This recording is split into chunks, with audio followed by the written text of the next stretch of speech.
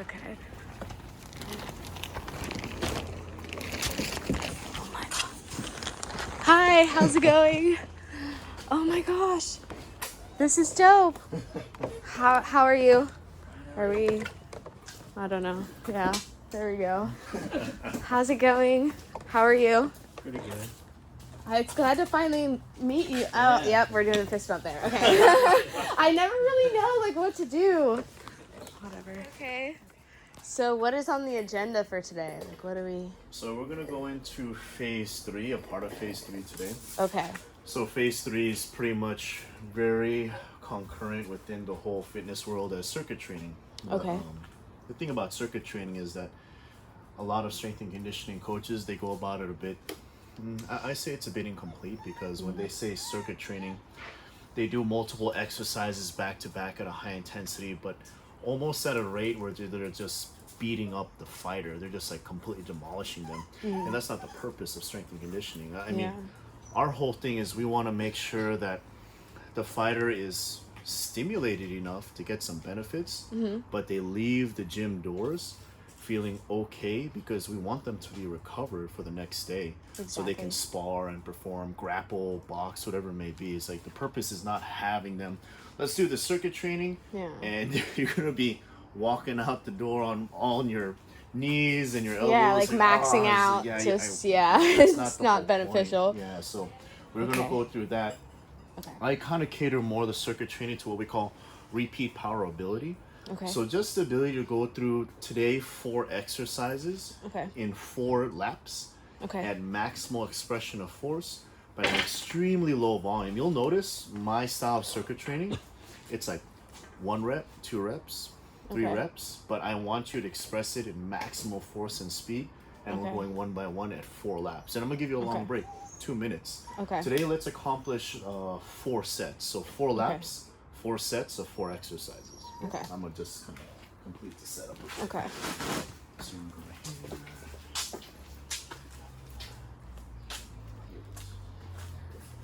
Oh no.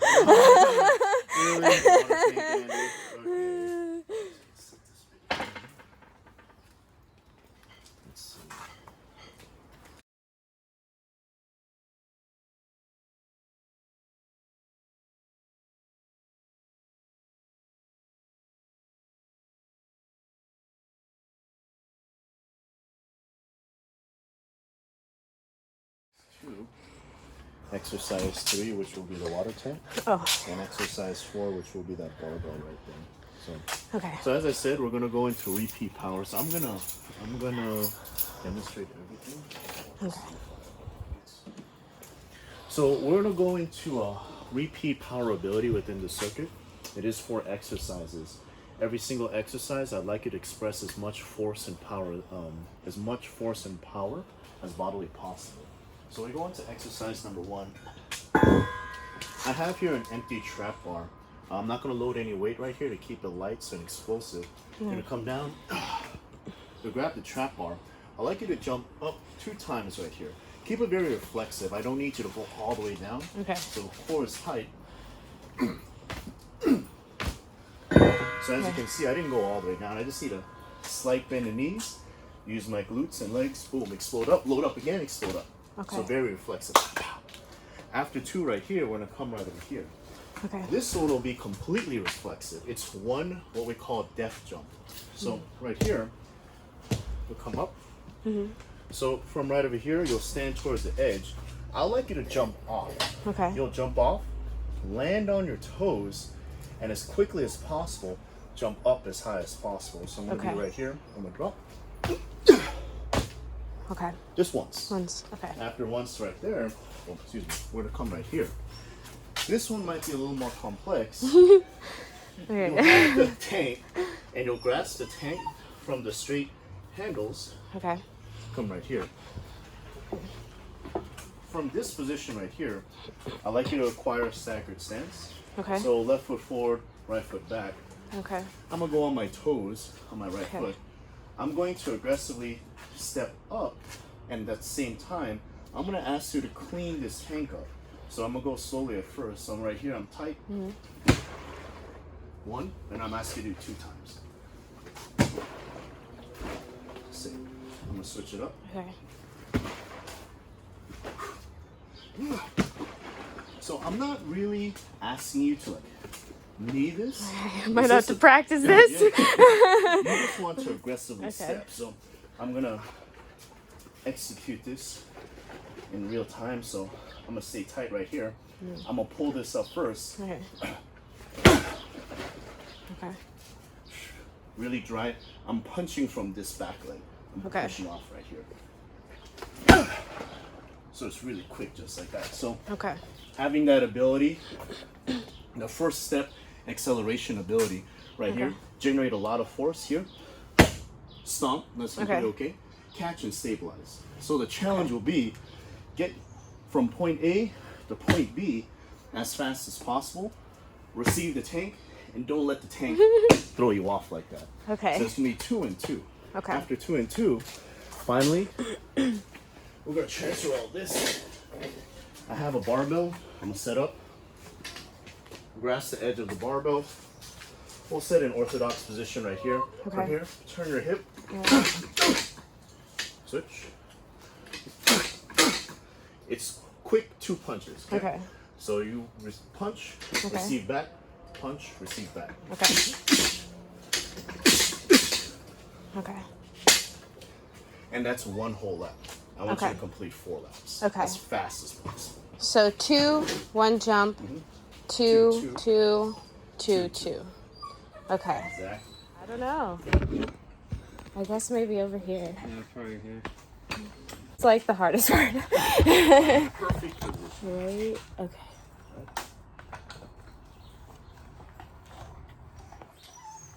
I think that's good. Yeah? Okay. Yeah. Boom. Boom, boom. Obviously, the first time, take it slow, kind of get a feel. Okay. As you get comfortable, I want you to express explosivity. Really fast. So 2 But I jumps. start standing, right? Yes, please. You're gonna start standing, dip down, and jump twice. Core tight. Yes. Good. Nice. Excellent. We'll climb up on top of this block. You will jump down, land on your toes, jump up as fast as possible, as high as possible. And go. Good. Yes. Grab that tank right there. And you will acquire a staggered stance right here. And from this stance, that right leg will shoot up and you'll catch it. Exactly. Good. Yes. One more time. Exactly. Good. Perfect. Good. Let's do the other leg. Excellent. Keep that core tight.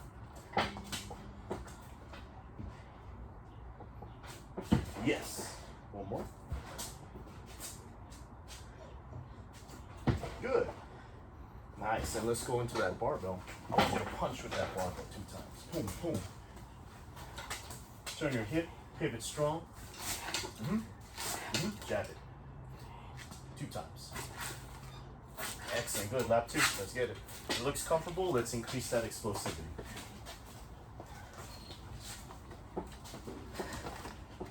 Excellent. Let's get that jump. Go. Nice. Good. Let's get those 2 steps. Strong and explosive. Balance. Yes. Again. Yes. The switch. Excellent. Powerful and stable. Good. Again. Good. Nice. Let's get those punches in. 2 powerful and quick shots. Good. Switch. Good. Good. Right back in. Lap 3. 2 jumps. Fast and powerful. Again. Nice. Good job. Let's get that jump in. Giant jump. Go. Good. Yes. Those 2 steps. Powerful, quick, stable. Good. Good. Let's switch it. Perfect.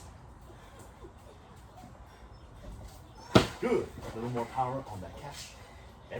Boom. Yes. Good. Exactly. Right here. 2 punches. Good. Good. Good.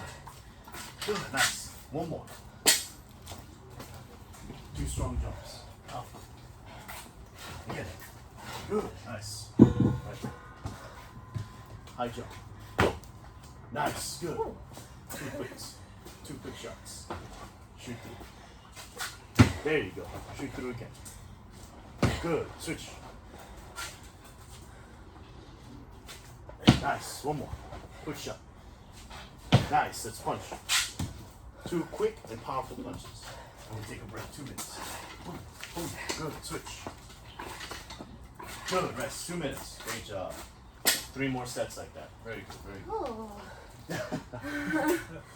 Okay. How'd that feel? You're next. Don't worry. You get the second set. So, like, in phase 3, what week is this? Kind of.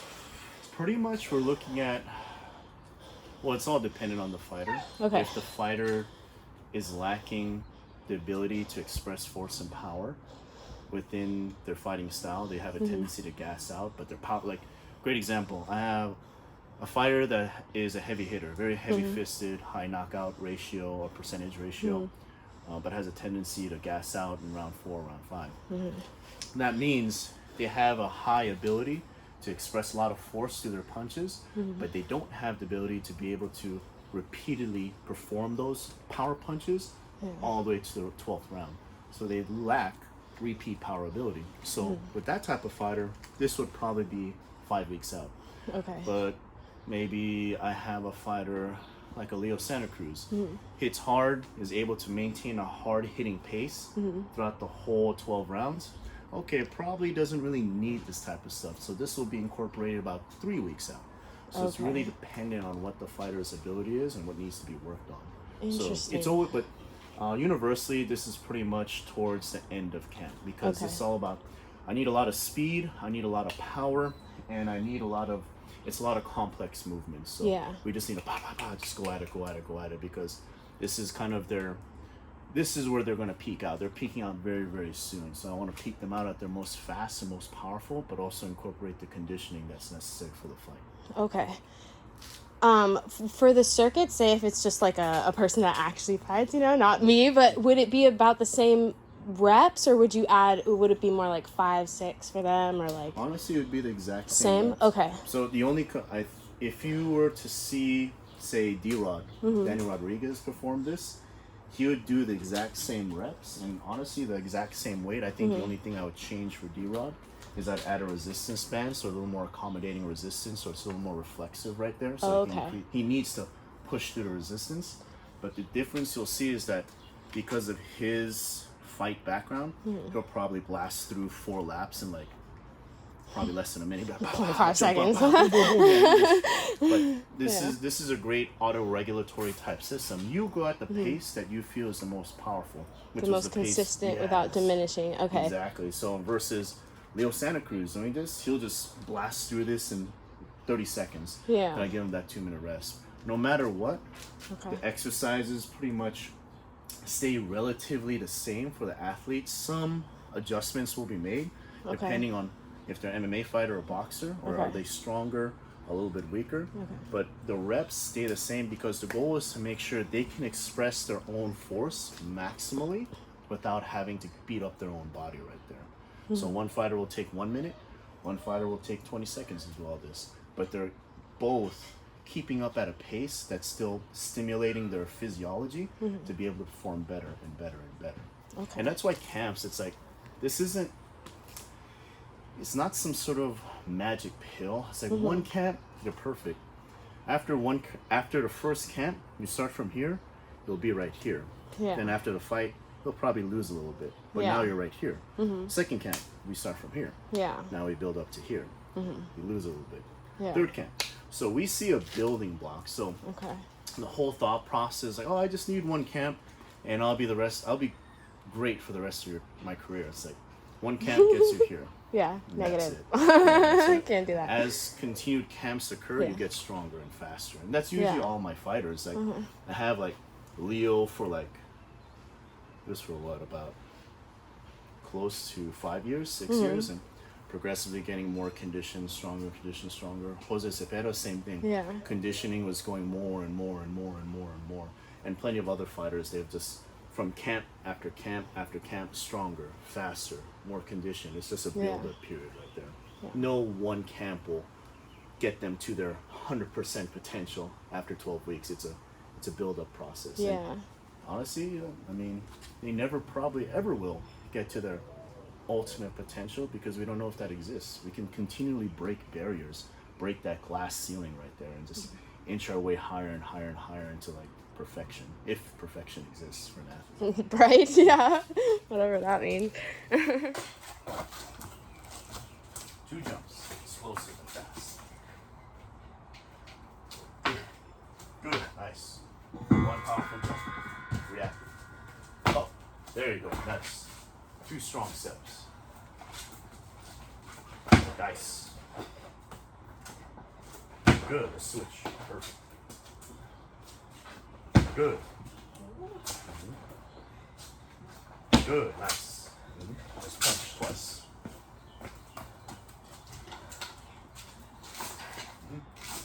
Switch.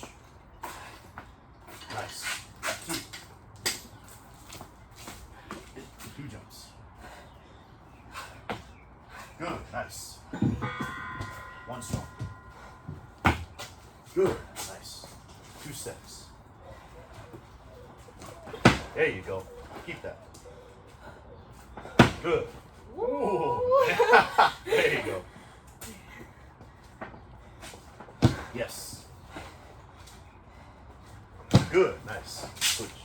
Right here.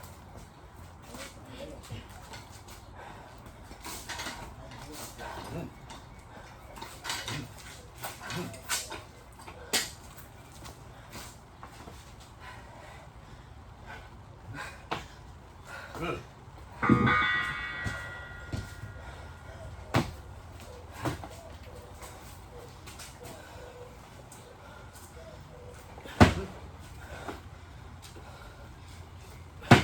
Nice. Good. Good, nice.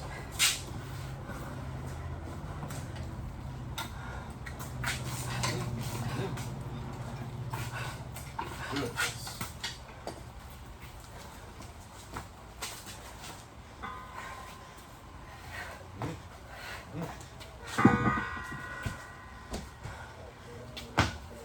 Good.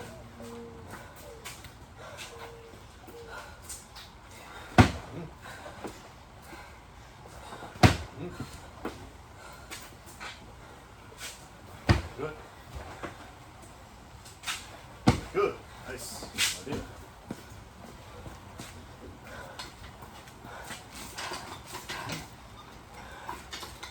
One more lap. Speed and power. Speed and power. Maintain it. Maintain it. Speed and power.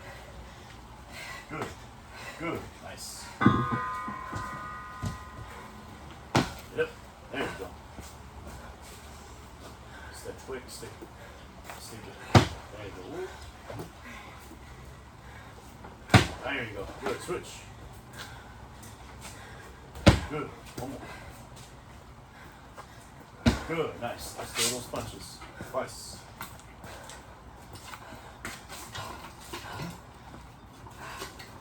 Good. Rest. Good job. 2 minutes. 2 more sets. Great job. Great job. Give me a little bit of background of like what you do in the fighting community. So I do like media and boxing and MMA. Mainly like MMA, I feel. But each each specific martial art has its like own little thing, you know? And I feel like knowing the different parts, like not just martial arts itself, but the different aspects of a martial artist team. One being like strength and conditioning. So Daniel Whitney actually set me up with Andy, and I was really excited. Like at first I wasn't really like sure if I was gonna be the one working out or not. And he was like, yeah, we're gonna do it. I was like, okay. So but it's definitely giving me a lot of insight to the movements and, you know, what's expected and how to strengthen, you know, like fighting that has so many different elements to it. So yeah, I just wanted to use like my media outlet to basically go into each aspect of the mixed martial arts game, just combat sports in general. So that's kind of where I'm at right now. I wasn't really sure like what I was gonna do in this space, but I was like, you know what? I'm around it enough. I know enough people where it's like, why not like show this side and how important it is, especially with the sport on the rise. I mean, it's kind of, right now there's like no sports at all, so it's really sad. I had to download Netflix again. I normally just watch sports, so I don't really, there's no need.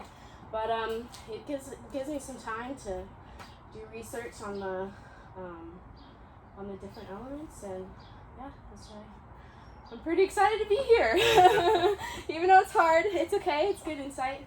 You fight as a little kid, or like how did you grow up? No, I grew up playing like competitive soccer and like riding horses and basketball. So I was always doing sports, but this was like when I came across it, this was one of the sports that I didn't really know anything about. Like I couldn't have a conversation about it, and that was probably like 3 or 4 years ago.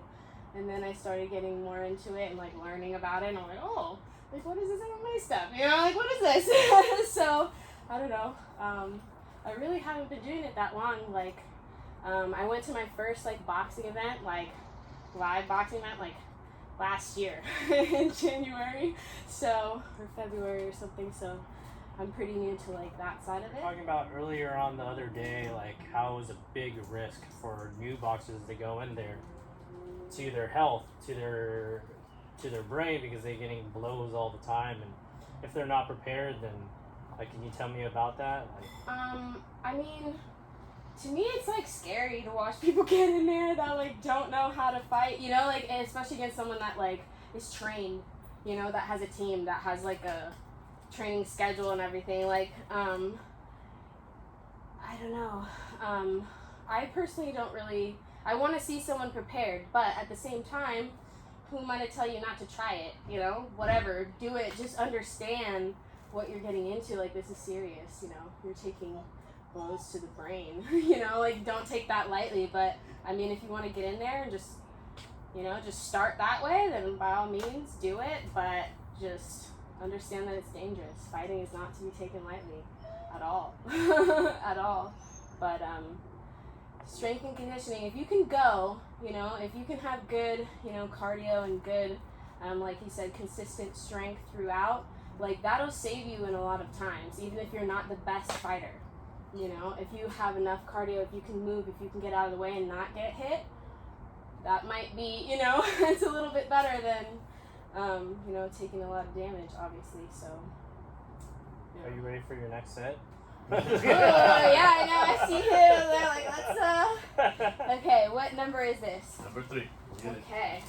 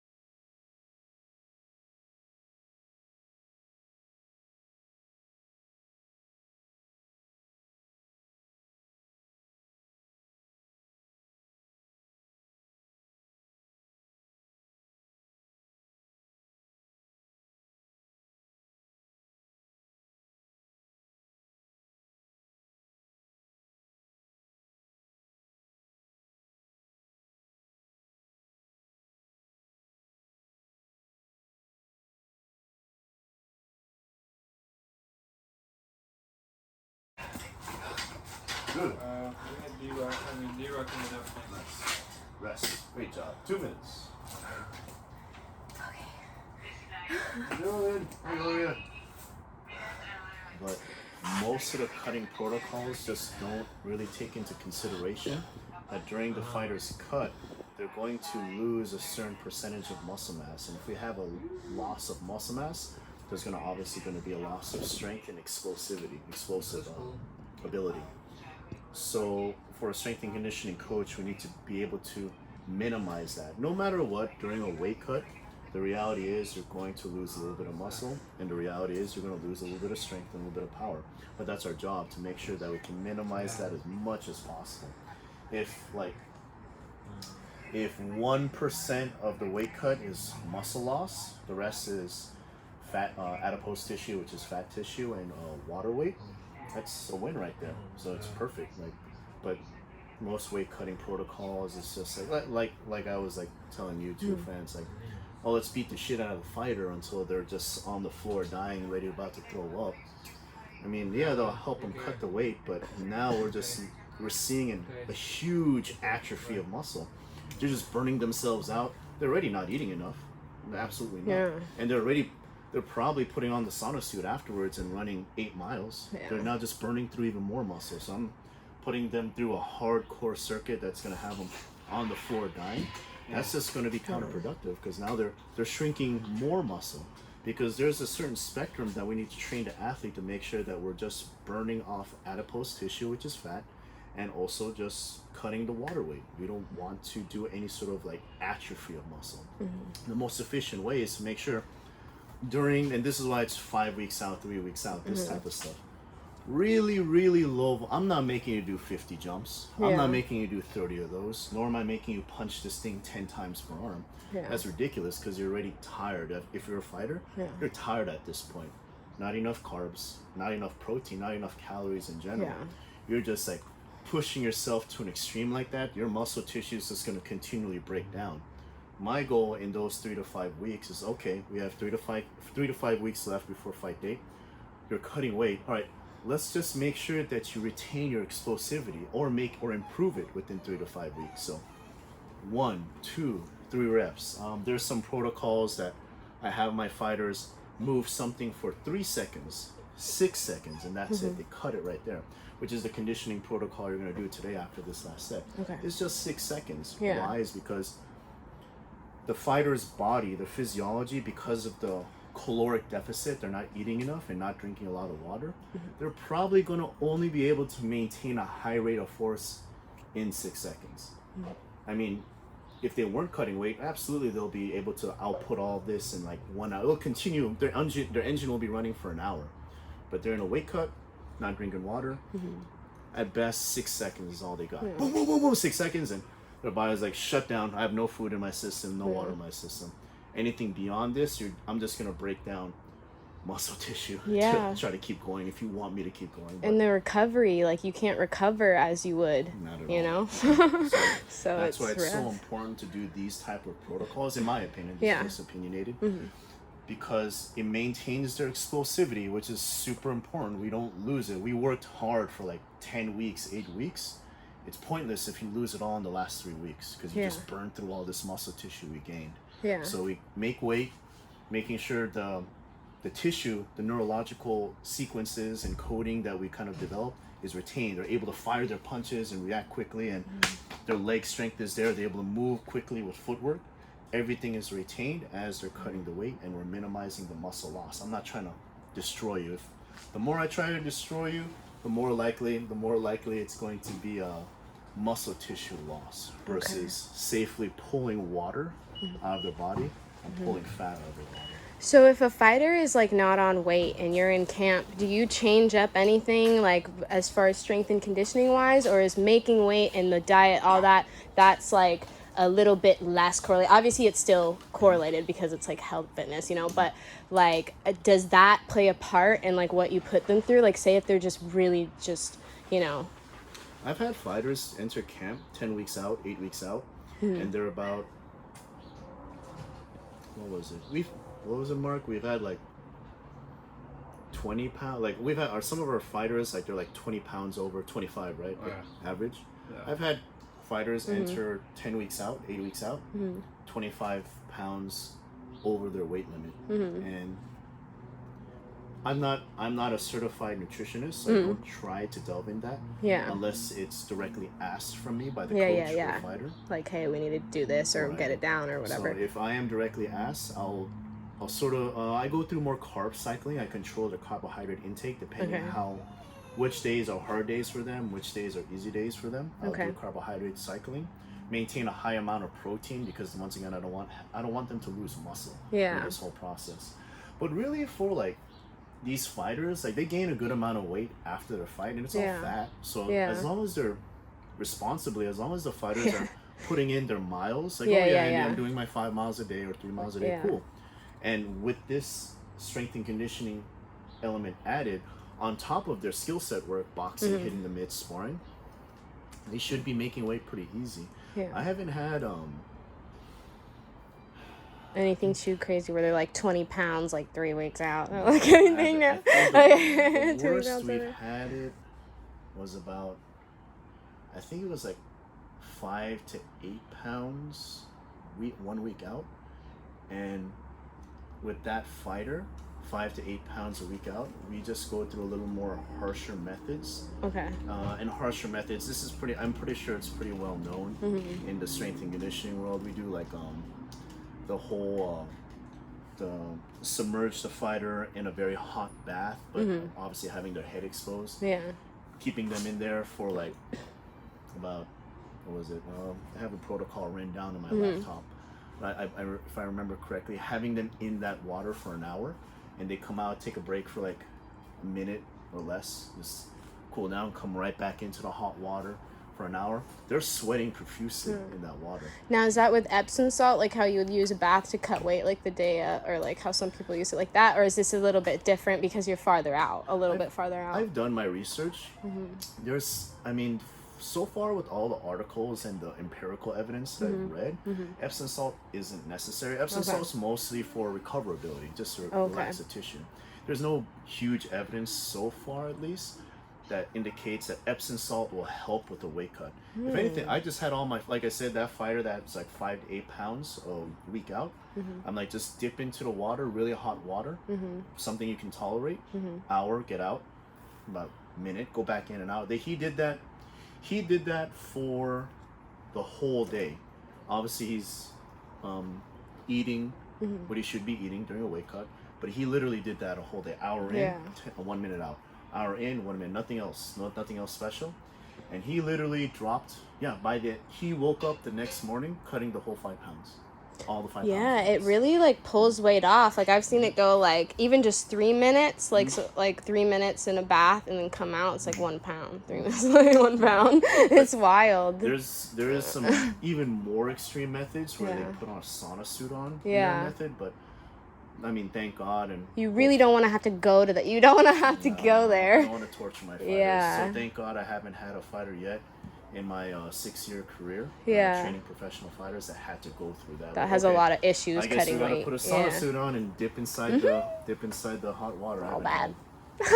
So thank God, no, I haven't had that situation before. Just that one situation where normal cut protocol, get into hot water an hour, come out, they cut all the 5 pounds in a day, and they woke up on weight. I'm like, okay, cool, I'm good. I'm like, yeah, you're fine. Just sip a little water, keep eating regularly. Maintain a decent energy level until weigh-in day. Had no issue on the day of. Just had all the weight cut. Nice. I think the worst situation was one of my fighters accidentally. He was on weight perfectly. He accidentally chewed gum that had sugar in it. Oh no. And that gave him 0.3. Like because we were in the weight room or we were waiting for us to go up. Yeah. And I saw him chewing gum. And I didn't register to me until like a minute. Like, what kind of gum are you chewing?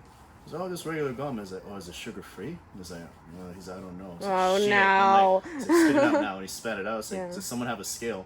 Yeah. And he was on weight this morning. He stepped on a scale. He was 0.3 over. It's like, shit, the sugar got in there. So he had to. Yeah, it's amazing though how the body can just do that. Yeah, it'll just respond. He's like, sugar, boop, he blows up. Yeah. He had to like go to the restroom. He had to somehow pee, or he had to just take a run. And just he was spitting. Oh no. But we made weight on that day. Yeah. Like, oh my God. But I mean, it wasn't his fault. It's like but there's that scare. No, 0.3. That's enough. Yeah, especially in boxing. What kind of gum are you chewing? Right.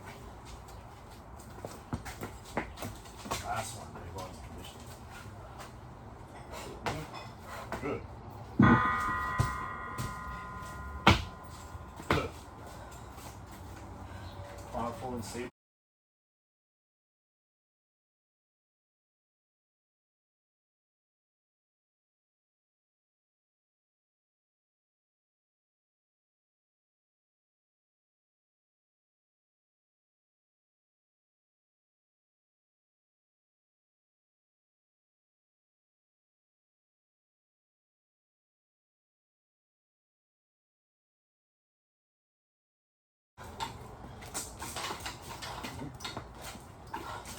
Nice, good.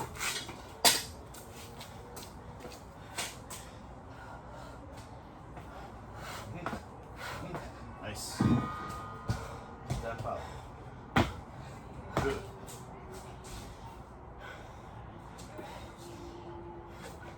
Good. Slow.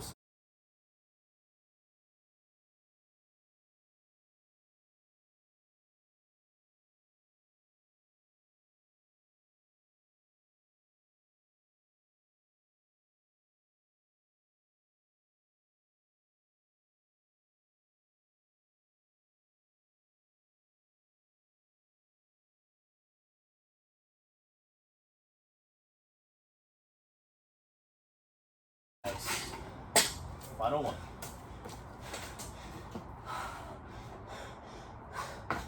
Good. Good.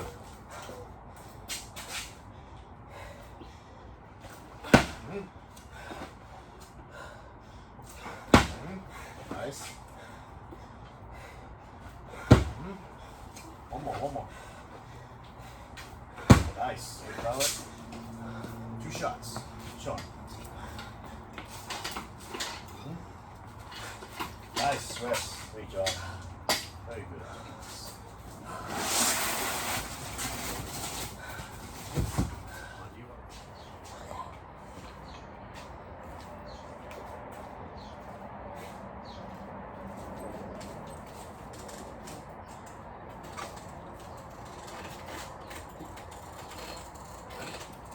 Now let's push. Go. As hard as you can. 6 seconds. Nice. Funny, beautiful. Yeah, it looks like it's coming. Just relax. We'll just breathe. We'll hit another 6 first. 10 more seconds. I'm sorry.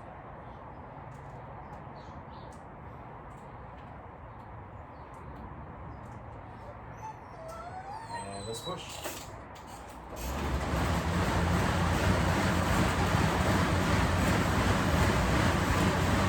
Nice. Do your best to keep up these numbers. The average number is something 35 minutes.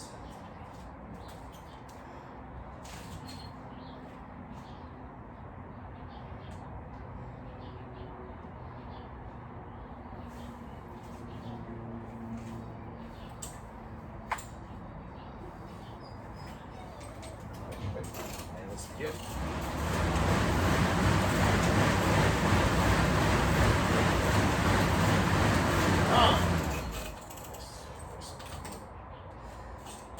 Now one more, then we're in box.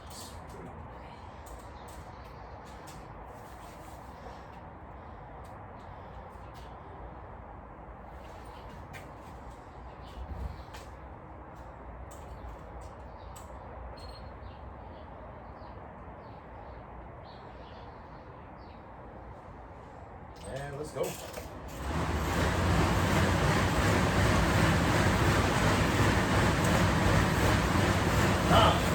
Nice, good. Box, 3 minutes.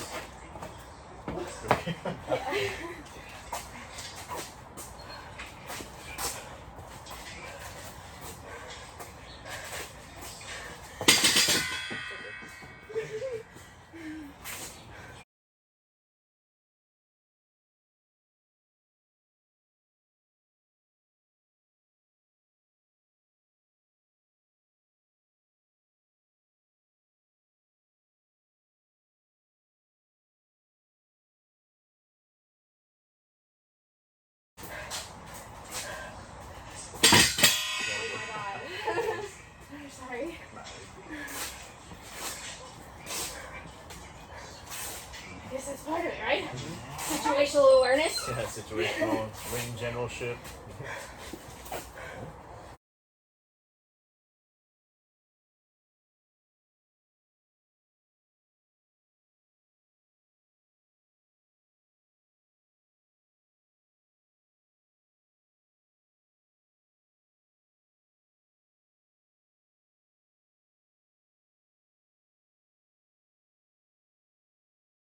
Yeah, I don't know if I want to take your workout. Why? 1 minute. It's not that bad. Come on. Is it that bad, friend? It's not bad. See? Yeah, she's dying. The recovery time is okay.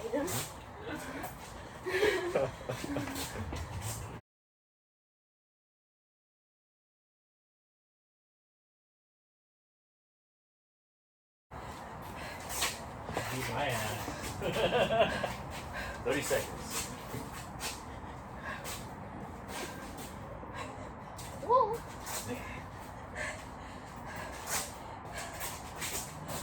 That's a nice hook. Better than mine. I don't even know what a hook is.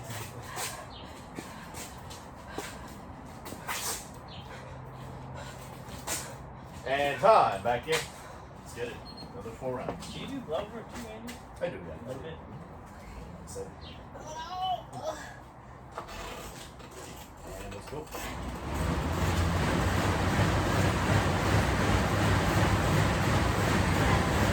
Ah. 25. That's breathing. Your best.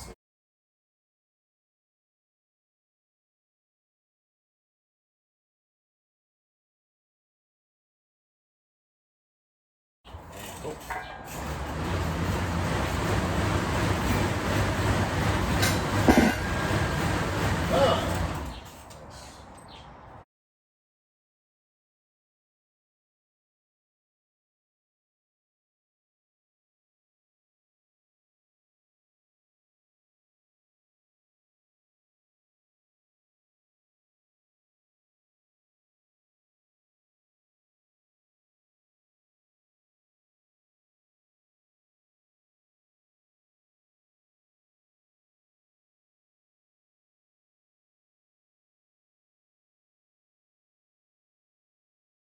Nice. Those blocks. 3 minutes.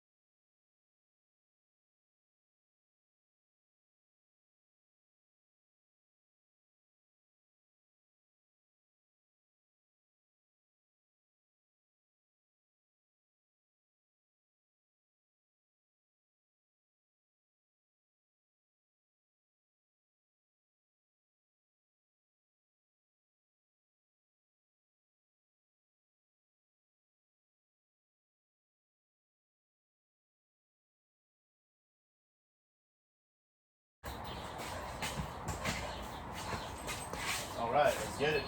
Back in. Final set.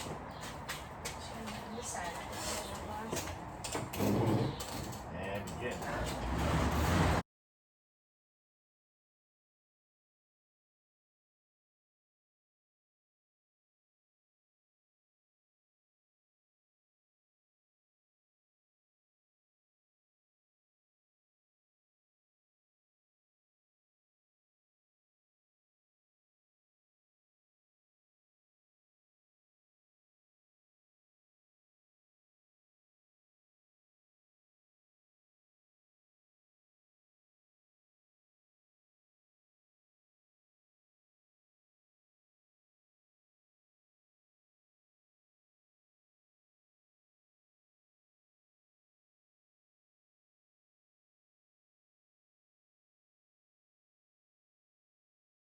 Every other day.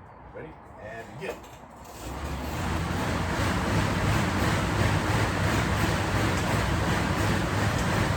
Nice.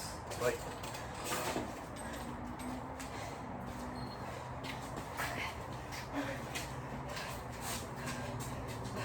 Last 3 minutes.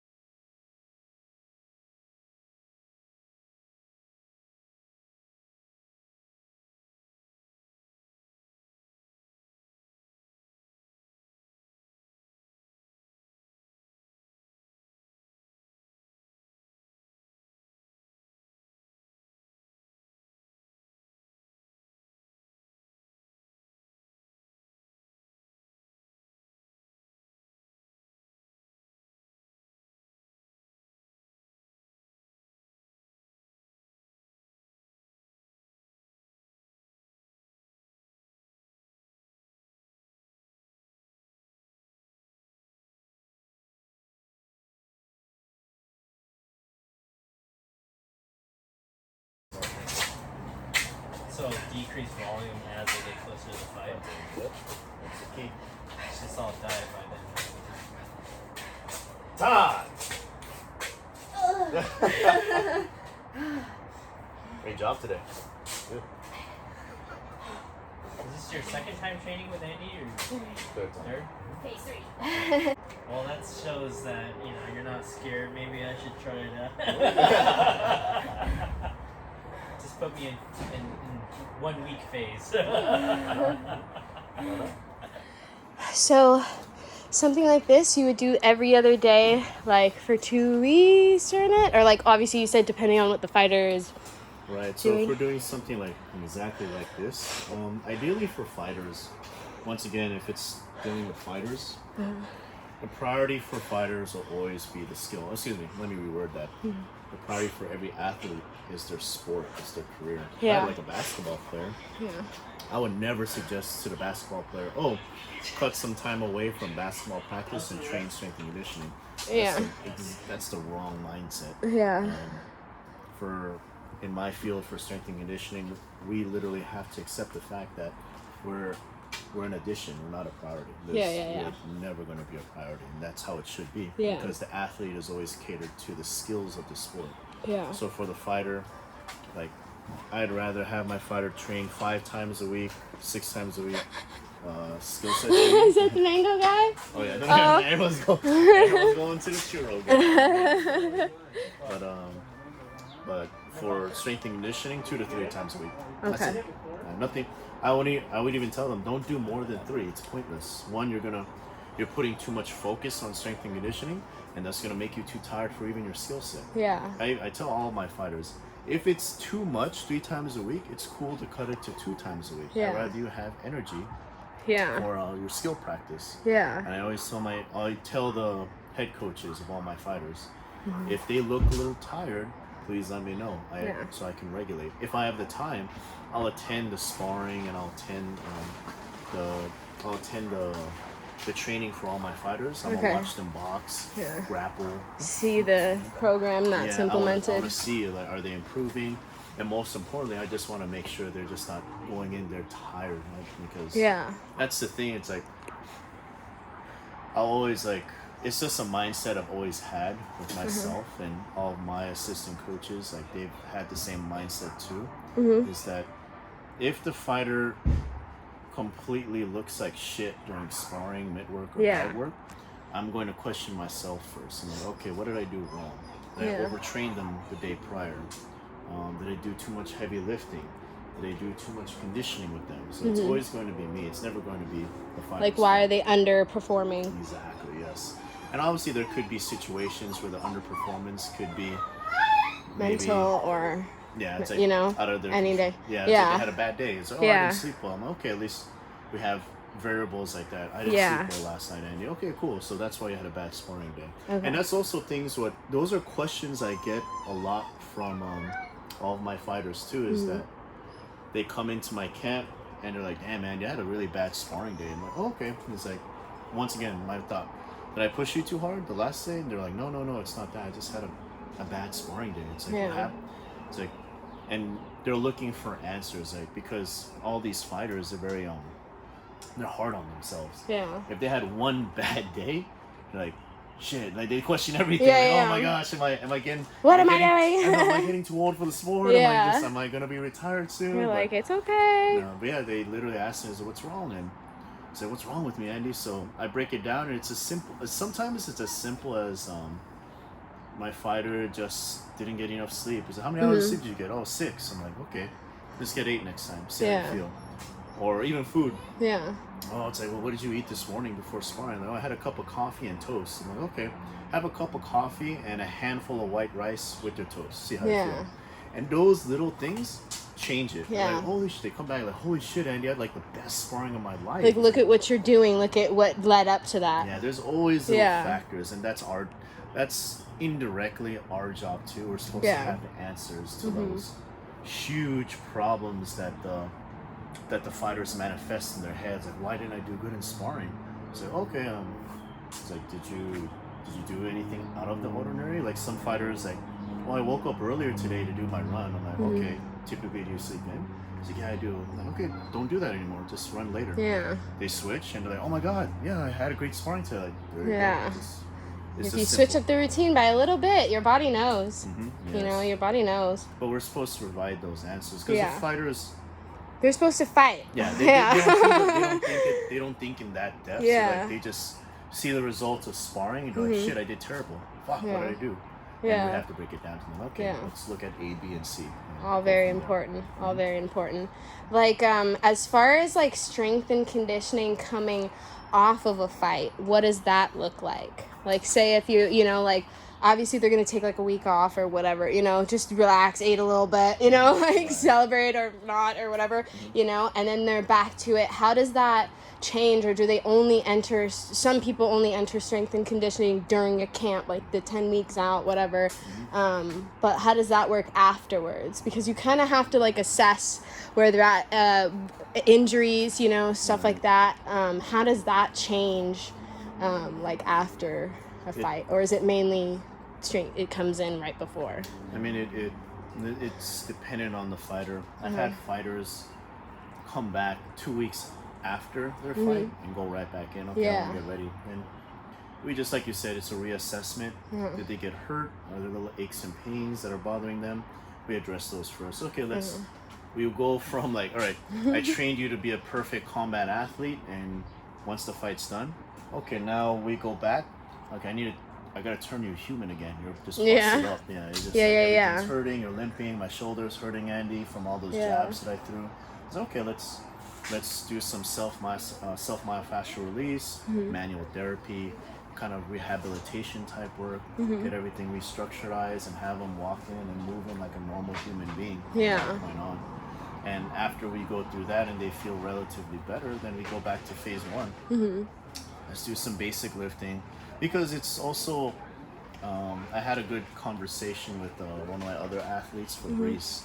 There's a lot of psychological play to this, because it's like, you get to a point where these MMA fighters and also boxers, it's like they've been doing it for like a decade or more. Like, man, I have to go back into boxing, or I have to grapple again after this fight. So it's like, all right, let's just, forget about the sports specific stuff. Let's bench. Let's just bench. Nothing heavy to where they're gonna gain more weight. But let's bench. Let's squat. Let's deadlift. Let's do some basic curls, but keeping it within realms of reps and sets where they're not gonna blow up to a bodybuilder. Let's get it. Let's have fun. Let's forget about you punching somebody in the face. Let's just have fun training. Let's do some deadlifts. Okay, cool.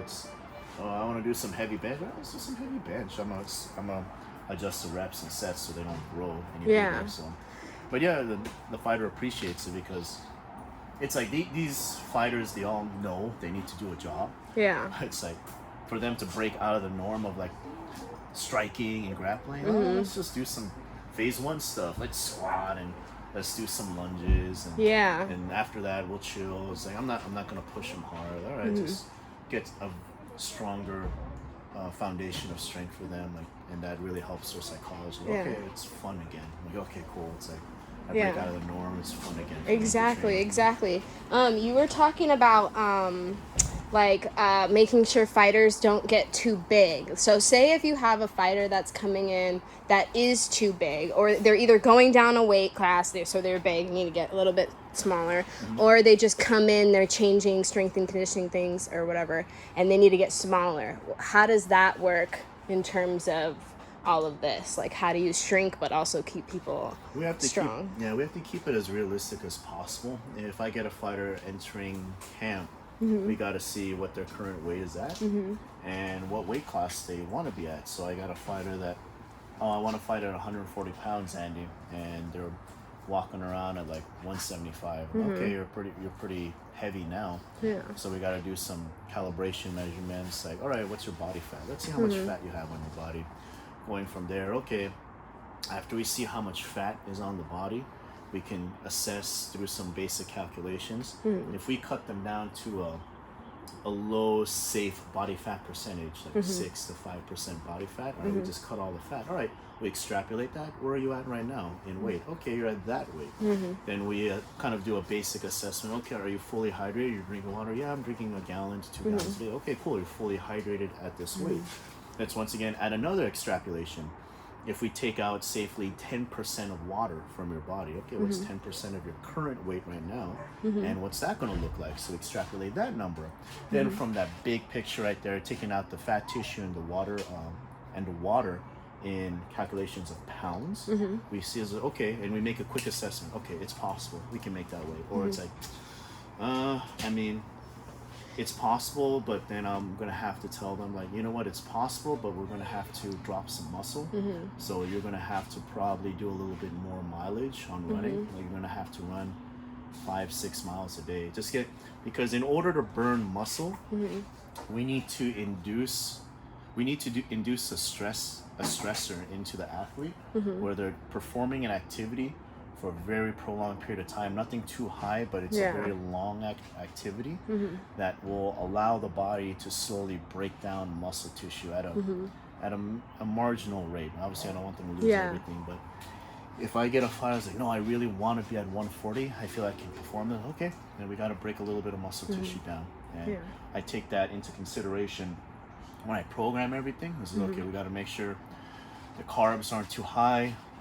We feed this athlete the right amount of grams of protein so they don't bulk up even more, but we maintain. And well, like I said, there's a science to it. There's a way to, because going up in weight now is a thing that people are just starting to figure out, like, even if you are bigger, people just kind of think, oh, you can just get bigger and then you won't have to cut as much weight or whatever. There's like a science to it where it's like, no, you actually kind of need to carry that weight around for like a year to be able to fight at that weight. Like even in boxing where you're only going up by a few pounds, like it's not even like MMA where there's huge weight gaps, so I mean going up too is kind of a it's a challenge because you don't want to diminish them, because it's already like in terms of strikes, usually if they're going up, the hits are harder, everything's harder, and you got to carry that weight, you still got to be fast, and for some people it works, and then for some people it just doesn't. I feel like once again, in my opinion, it should work. As long as it's, as you said, followed scientifically. If I got a fighter that's just eating a lot just to make the upper weight class, of course it's not going to work. That type of fighter will gas out after round 3 because they're not used to carrying all that weight around. But if they do it a little more scientifically, where they exercise properly, and once they've built the proper usable muscle to carry in that new weight class, and then we make sure we perform like stability, balance exercises, acceleration exercises, force producing exercises, conditioning, metabolic type exercises in that weight. Now we see a fighter that properly moved up a weight class and should properly perform in that new weight class with that new weight. That's So on a regular, say on the average, for the average person, I guess, because everyone's different, right? How long would you recommend, you know, a fighter, like say if they are going up in weight, like say welterweight to like, you know, light heavyweight, something like that. Like how much time would you recommend? Like 6 months, something like they need to be carrying that weight around, they need to be boxing with, you know, they need to be able to prove that they can kind of move, or like honestly, yes, I would say about 6 months. Okay. And if they have the luxury of that. Sometimes fighters only have 4 months, as I know. They They make a just decision with their promoter, like I want to go on to the next weight class. And they have about, okay, we'll give you a lot of time for 4 months, then we gotta go into that. Be out of here. All right, bye. Have a good one. Alright, Yeah, see you Tuesday probably. Yes, sir. Yeah. and I'll- Let's I'll talk to you Thursday, right? Thursday. Thursday. Perfect. Sounds good. Bye. Have a good one. Yeah. Yep, you too.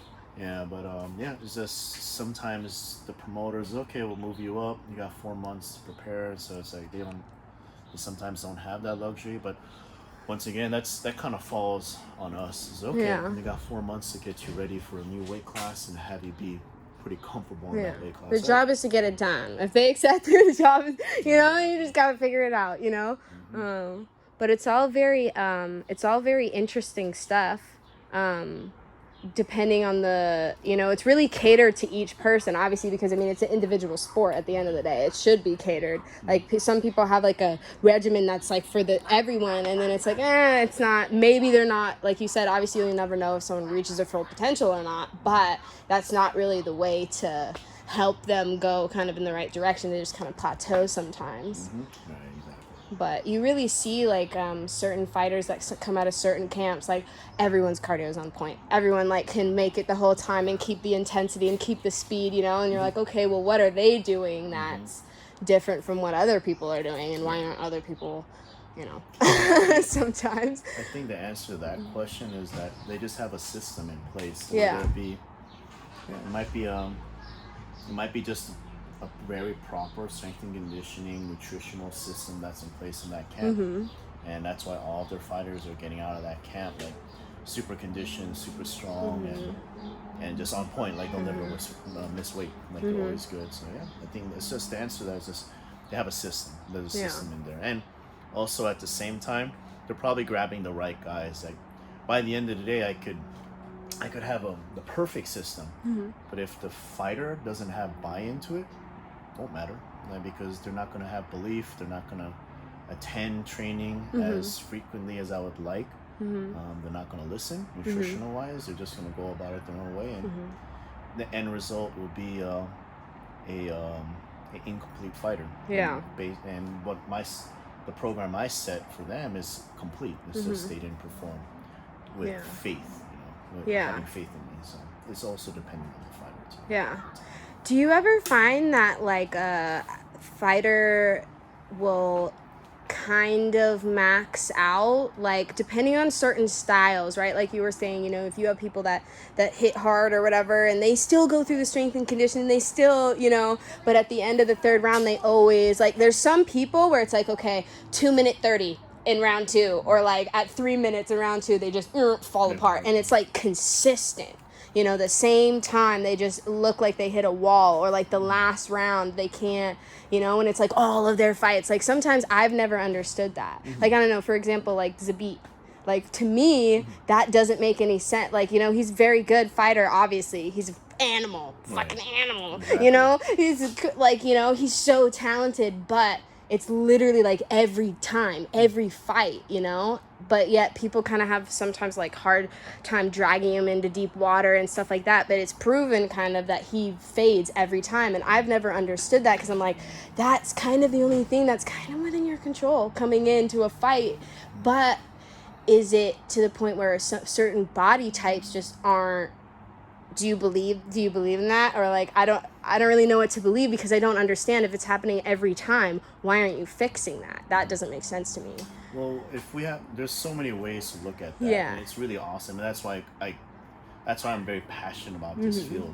One way we can look at that is we can look at it scientifically. There's going to be some athletes in the world that have what's more categorized as a dominance of type 2X muscle fibers, Okay. which is the most explosive muscle fibers you can acquire, but they gas out like that. Yeah. And that's just, they're genetically like that. Yeah. And it's very hard. We can't grow new muscle fibers per se, but we can actually change muscle fibers.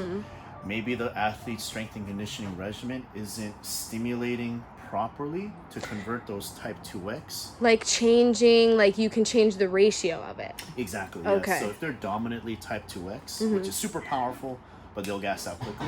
Okay, I want to probably change that ratio to more of a type 2, type 2B. Trying to remember it, but type 2B, which is still explosive. We sacrifice a little more. We sacrifice a little bit explosivity, but we gain so much oxidation qualities, meaning they can last. Yeah. They can stay very explosive and powerful all the way down. I mean, not many athletes want to be type 1. Type 1 is kind of the slow twitch. They're very like, they're strong, they're solid, but it's not explosive. But they can last like.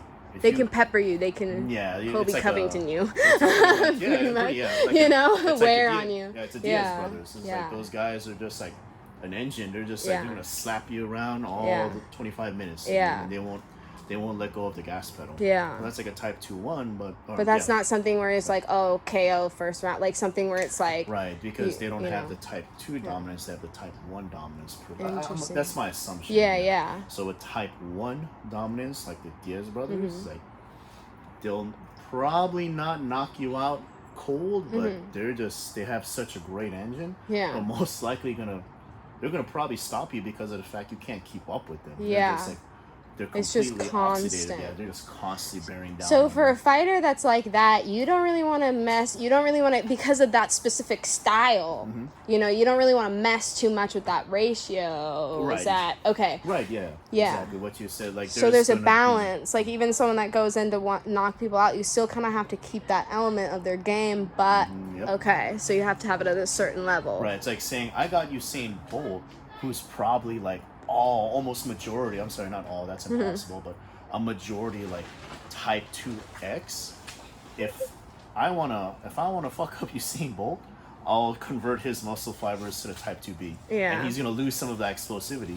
But what's his sport? His sport is a short distance sprint for them to go. So if I fuck that up, I pretty much convert from type 2X to type 2B. I just completely messed up his career. Yeah. Because I was just foolish enough to do that. Yeah. So like you said, we now have to cater towards caution. Like, who is this athlete? Okay, very explosive, very powerful, probably type 2X dominant, gasses out really fast. Okay, where can I get this athlete to retain a majority of that power and make them last longer? Okay, let's convert him from type 2X to more type 2B, more oxidative qualities.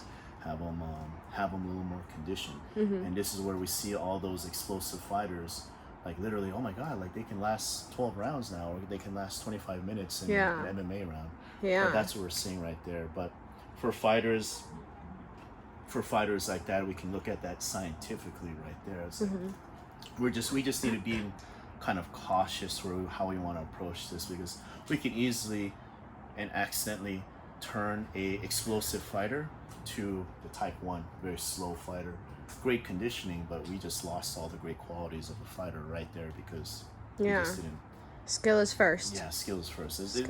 We need to cater towards the fighter's uniqueness. You know, it's like D-Rod, very explosive, powerful. I don't want to turn him into a type 1.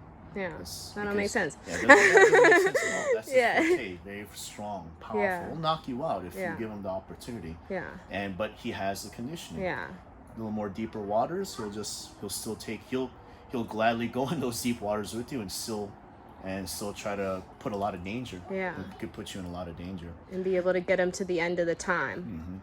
Because that's so important. It's so important.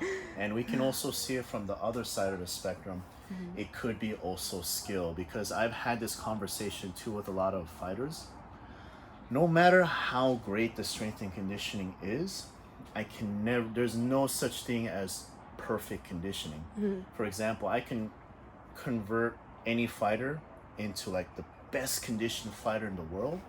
But if this fighter enters the octagon or ring, throwing bomb after bomb after bomb, no matter what, they're gonna get gassed. Yeah. Because the body, that's fight IQ at that point, kind of. Right, exactly. You know? You need to understand what is pacing. Yeah. And that's the magnificent part about the conditioning routine that you went through. All right, let's maintain this much wattage. Let's see if we can maintain it. And now this is a measurable for you as an athlete. So, okay, can I maintain that for a 6-second spurt? Oh, yes, I can. I wonder if I push harder. You pushed harder. You went a little bit higher. And knowing what that feels like and how much you got left. And then you go, wow, let's box. Let's go into your elements. All right, let's fight. Boom, boom, boom, boom. All right. Is my gas tank good, or am I kind of fading right here in this 3 minutes? So go right back in. See if you are able to maintain that wattage. Yeah. Now we're seeing a lot of measurables, and now I'm indirectly training all of my athletes to induce what we call flow. Entering that mind state where when they're in the ring or octagon, they're focused and they know how to auto-regulate themselves to be able to push the pace and push the pace in a sense where they're winning the exchanges, but they're not gassing themselves out, which is the fighter IQ. Yeah. Because like I said, I'll make any athlete extremely conditioned, but if they go into the ring or octagon just throwing bomb after bomb after bomb, it doesn't matter what I did here. Right, you're like, gas out. God damn it. By the second round, I'm just like trying to get air. And it's like, it's just pacing. You have to pace. And I told that to all my athletes. It's like, I can do the most efficient conditioning routine. I can throw away everything, strength and power, just condition you. If you don't know how to pace yourself, it's still not going to work. Yeah, the tool doesn't really matter. Right, exactly. So I keep telling my fighters, I compliment your pace. Whatever pace that you're going, I'm going to compliment it. I'm going to make sure that you can go from gear 1 to gear 2, and if need be, gear 3, back down to gear 2. You don't have to go back to gear 1. Back up to gear 3, that's my job. It's impossible for me to train you to go from gear 1 to gear 3 and stay in gear 3 all the whole time. It's like that doesn't. Unless you're a freak of nature. I mean, but you got to get it right. The scariest thing is to watch a fight and someone's really gassed out. That's like, I don't know, for me, oh my gosh, you know they're tired, they can barely compose themselves. It's scary. Like, I don't know, there was like a couple fights where that happened. I mean, like I don't know if you watched, where was that fight? It was like Michel Pereira versus, what is that dude's name? The small, was he... I want to say he was British. Michel Pereira versus Tristan Connolly. That I want to say that. Oh. You know, where the dude came out and he was backflipping and doing stuff and he was gassed before he got in the octagon, like stuff like that. Oh, okay, yeah. Yeah, I mean, it's scary to watch, even though and you came in overweight and stuff like that. Like, I don't know, stuff like that. It's like, oh my gosh, like, I don't understand why people would. But I think that case scenario specifically was just the fact that he had a harsh weight cut, and that just affected his gas tank. And when you push your body to that type of limits to try to cut that much weight and you still don't make weight? And you still don't make weight? Check. Fuck, yeah. I mean, like, okay, so say if you have someone, I mean, I know you said you know, everyone's been pretty much on weight, you're able to adjust, you have enough time. If you have someone that's, like, not on weight and they have bad weight cuts, like, how do you deal with a fighter that, or how would you hypothetically deal with a fighter that just has bad weight cuts? Would it kind of be like, okay, bro, you either need to go up or you need to fix your diet, or, like, because a lot of it is eating. Like, a lot of people aren't disciplined about that, and, you know. I mean, yeah, it is going to be, it's just a hard conversation. Like, yeah. Hey, it's like, you either fix your diet or you just need to go up weight. It's, like, it's not healthy.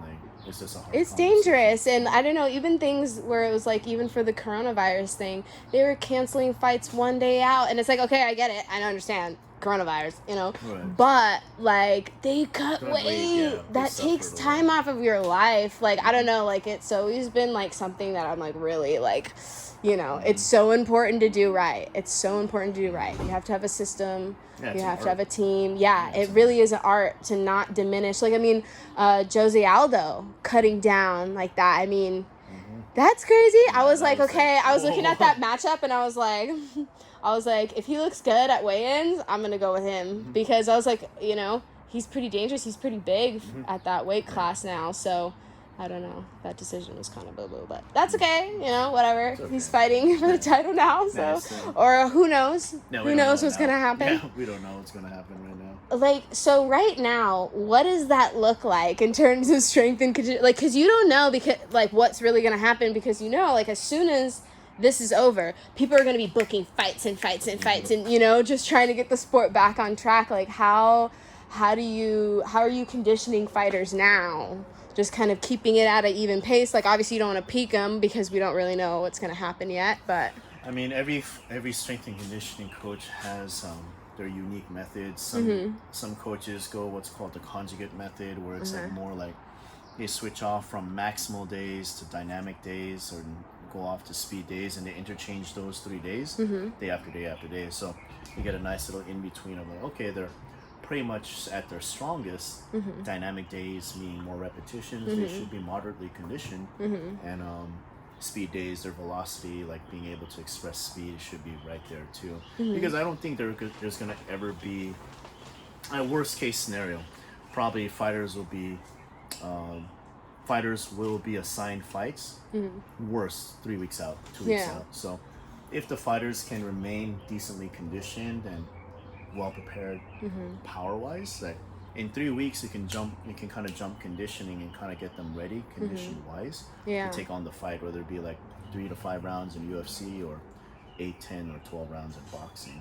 But with that, it'd be for my method, it would be more, because every training cycle has some sort of residual effect. So if we train like more strength output, strength can be retained for about 30 days after we had our last strength day. Power, I'm trying to remember literature, power can be retained for at least 2 weeks, 15 days after their last power development day. okay. Speed can only be retained, if I remember correctly, speed can only be retained about for 3 to 5 days, 7 days at maximum, 3 to 7 days. After the 7th day, we see an incremental decline in speed.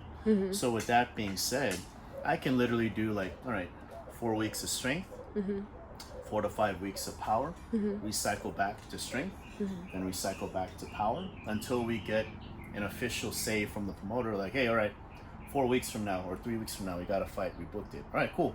Transition speed, because now speed, we train the strength and power. We're following up with the residual effect, and now we just transition to speed phase to get them peaked out for that. Okay. And that's what my method, because there's always, and it's in literature, there's always a residual effect of strength and also power. As long as we keep up, we count the days, more or less, is okay, we're about 25 days out of our last strength day, let's recycle back into strength to re-peak it out. Okay, cool. After 2 weeks of strength, all right, back to power. Because power only has a residual effect of about 14 to 15 days, right? Boom, right back to power. And after power development for another 20 days, okay, back to strength. We peak out strength. Interesting. And from there, we're seeing this steady increase. It's not, we're not peaking out, but we're making sure the athlete's staying pretty ready until the call is made. Until when the call is made, all right, cool. All right, we're gonna peak out, go right into speed, and obviously like with fighters, there's oxidative conditioning, anaerobic conditioning, lactic conditioning too.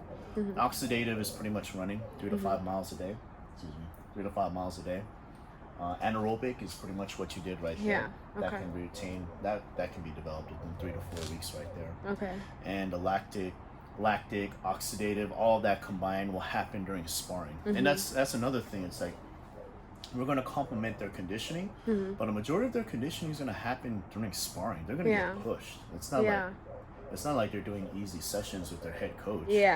So my job, once again, I'm like, it's like a broken record. My job is not to kill you on this thing, because a majority of your energy should be spent in sparring and skill work, pad work, heavy bag work, and going into that sparring really, really hard. Here is just complimentary. I'm just gonna add the icing on top of the cake. I'm just gonna make sure you're ready right there.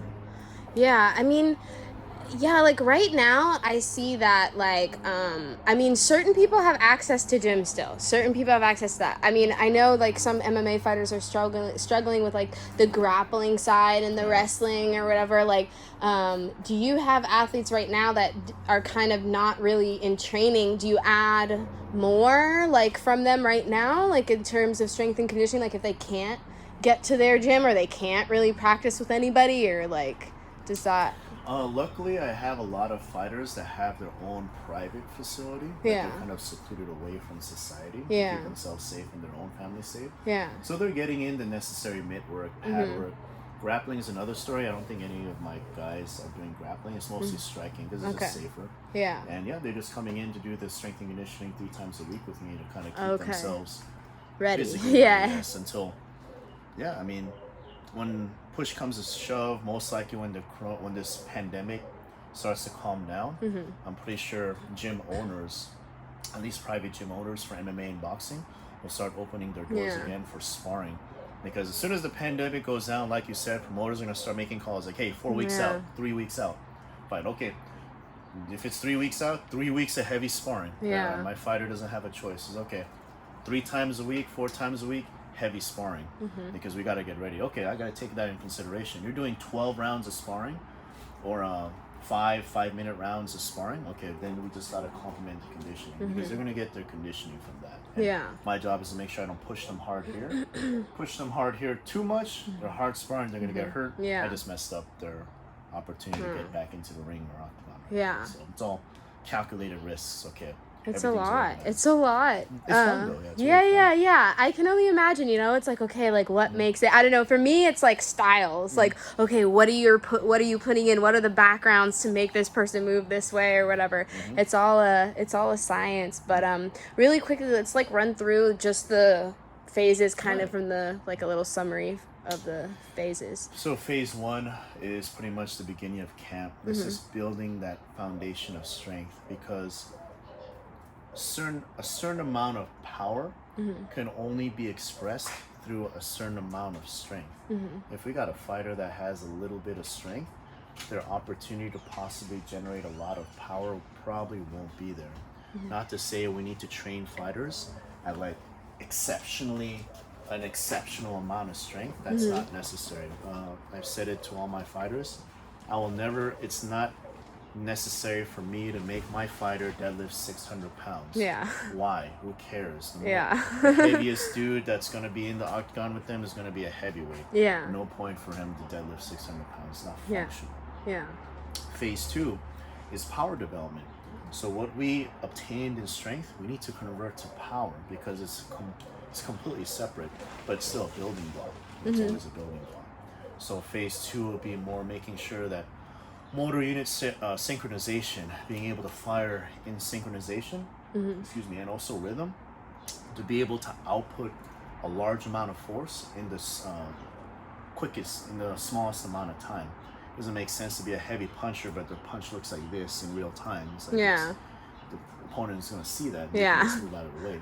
So we need to make sure that we can acquire a large amount of force in the fastest way as possible, and that needs to be trained. And that's more neurological, neuromuscular Yeah. right there. And into the final phase, which is phase 3, which is right here. Phase 3 is more pertain on, okay, we acquired the power. Now we need to make sure the athlete can sustain that power from round 1 all the way to the last second of the fight event. So we make sure that fighter has that same amount of power in their punch, kick, same amount of torque in that submission grappling move in the very last minute of the last round right there. And also we add in speed, like high velocity movements, because we got pure power. We're going to maintain that power. Now we're going to focus on higher velocities, just being able to have that. If, for example, what we did right there with the water tank, being able to have that first step acceleration, so they're set up in that position and they have that penetrating shot extremely fast, that speed right there, to give them that ability, because we already gave them power. I gave the athlete the ability to shoot through the opponent, but now we fine-tune it the last 3 to 5 weeks. Okay, making sure from whatever base that athlete's in, they're able to kind of from their forefoot, boom, explode for that first shot. to a point where it's almost the opponent can't see it. It's just too quick. Whoop, it just goes right into them. Yeah. So there's speed and repeat power ability. That's phase 3. And in those phase 1, phase 2, phase 3. Phase 1 is oxidative conditioning, which usually the fighter does a good job just during the runs. Yeah. Phase 2 is more lactic development, getting that lactic acid buildup in their body and having it tolerated and to be able to perform through lactic acid. Phase 3 is anaerobic conditioning, 6 seconds, 5 seconds, at most 10 seconds of hard movement, and to be able to kind of be able to switch on from gear 1, gear 2, gear 1, gear 2, which is the 6 seconds and 25 seconds that you did. Gear 1, ba ba ba ba. All right, gear 2, or excuse me, gear 2 is the 6 seconds, ba ba ba. Gear 1, chill, 25 seconds, breathing, because there's going to be engagement and leaving engagement. Yeah. Engagement is 6 to 10 seconds, Like and bursts. and they kind of have a downtime. That's the perfect period to get some air in, recover for the next engagement. Pretty much the fighter that has that down to an art, to where they can engage very powerfully, disengage, and recover quickly, they're gonna win. Yeah. Because the athlete that can't do, they engage and they disengage and they're sloppy with their breathing, and they After a while, they're gonna start getting hit. They're gonna so make a mistake. Exactly. The fighter that can engage and disengage the most efficiently, they're either gonna knock you out, submit you, or pretty much win the round decisively in decisions right there. So that's what the last phase is right there. But yeah, that's phase 1, phase 2, phase 3. Interesting. I had a question. I don't know if it's relevant to like strength and conditioning, but say if you have a guy or a woman that gets knocked out cold, how does that play a part in like the strength and conditioning at all, or like how does that, because there's some type of recovery going on there, you know, like you're really not supposed to do anything. They recommend for like 6 months, like, you know, it's like a big deal. Does that play a part? I don't know if you've experienced that, but you know, like, does that play a part in strength and conditioning at all, or bringing an athlete back? Or I mean, obviously it has to be something that you're like conscious of, you know, if this athlete because that's a pretty good amount of damage, you know. When we have athletes that suffered heavy concussions from a knockout or possibly a TKO, the first part is psychology. That's the biggest thing, because I'm not an expert. I've read sports psychology. I've studied on it. I'm not licensed as a psychologist, but that's something that possibly the fighter could delve into. Or as simply as just opening up to somebody that's pretty at least knowledgeable. That can help them cope through that, because it's very self-defeating for the fighter to be knocked out, at least from. Well, yeah, especially if you gotta watch replays. It's a lot, because I mean, like, I don't know, I listened to that of Joe Rogan, and he talks about it a lot on there, and he's like, you know, after you get knocked out once, your body realizes that, oh, I can just go out instead of just keep taking damage. Obviously, getting knocked out, it can be an accumulation of damage or the perfect shot, you know, but it's kind of seems to be common that once you get knocked out once, it's liable to happen again. Like, you know, you can't take as much damage. But in those regards, I've done a lot of research on that. Now we're looking at it more of it's more neurological, neuroplasticity, meaning when the athlete gets knocked out, what the brain does, once again, this is just from my own research. The brain pretty much takes a snapshot of that event. So you're in the event in the octagon or the ring, you get hit with a hard shot, you're blacked out. The brain will now take pretty much a semi-permanent snapshot of that event, and now it's a stressor. So when the athlete recovers and goes back into the octagon and goes back into the ring, and the brain recognizes the whole environment is exactly the same.